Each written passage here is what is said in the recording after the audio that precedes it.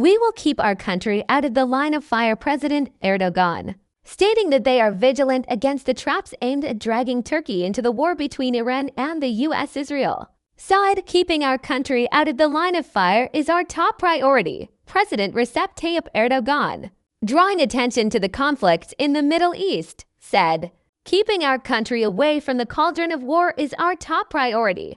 Speaking at the National Will Platform Iftar dinner held in Istanbul, President Erdoğan delivered messages regarding the ongoing massacres in Gaza and the attacks by the U.S. and Israel against Iran.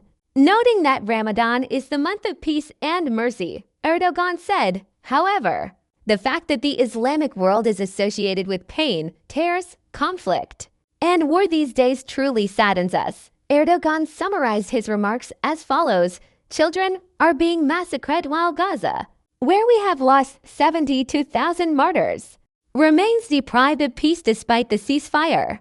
Israel's inhumane occupation policies in the West Bank have been added to this. Since October 10th, the number of those martyred in Gaza has reached 640. The overwhelming majority of those killed are children, women, and the elderly. From our neighbor Iran to Yemen, Sudan, and Somalia, we are faced with the same heartbreaking scenes across our region. The world is silent and indifferent. What difference does it make if all the seas of a world where children are terrified are blue or not? What difference does it make if all the seas of a world where children who go to school in the morning laughing and playing cannot return home in the evening are blue or not? What difference does it make if all the seas of a world where 6-year-old girls are killed by 335 bullets are blue or not? What is even more heartbreaking is the world's silence and indifference to this scene, as if it were ignoring the suffering taking place. We saw this during the 13.5 years of oppression in Syria. We saw this as people were starving to death in Somalia. We saw this as our brothers and sisters were being slaughtered in Hokali. Most recently, we saw this and in the most agonizing way in the atrocities of Gaza. They yielded to blackmail while the people protested. Universities turned into centers of resistance, and squares overflowed with people of conscience. Leaders sometimes yielded to pressure and sometimes to blackmail. Some countries turned a blind eye to the oppression. Others, like Israel, supported the perpetrators of genocide. Aside from a few courageous nations, institutions, and organizations, almost no one stepped forward to stop the atrocities unfolding in the region.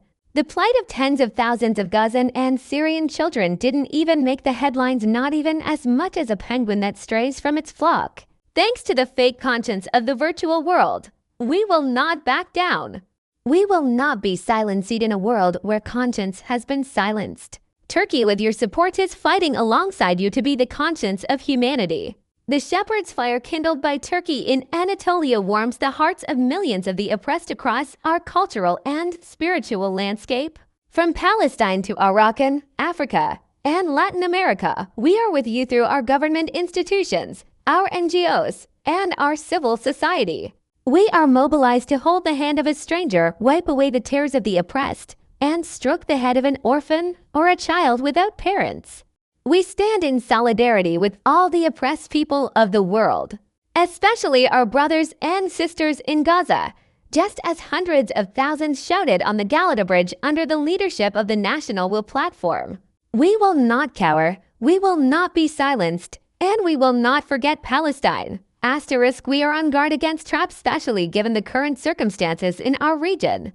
We need to strengthen our unity and maintain our common sense. As a government, we are on guard against the schemes, plots, and traps aimed at dragging our country into war. We are focusing on what lies hidden behind the scenes, leaving no possibility or scenario unconsidered, and analyzing and scrutinizing everything down to the finest detail. We are engaged in activities to prevent all kinds of threats in our airspace. Our government's 23 years of crisis management experience and time-honored state wisdom serve as our greatest guide in understanding the complex events around us and responding with measured reactions. Keeping our country far from the cauldron of conflict is our top priority. I urge you to be very cautious regarding the sectarian and ethnic provocations being stoked in tandem with attacks on Iran. I want every one of my brothers and sisters here to know this. We have embarked on a long and arduous journey.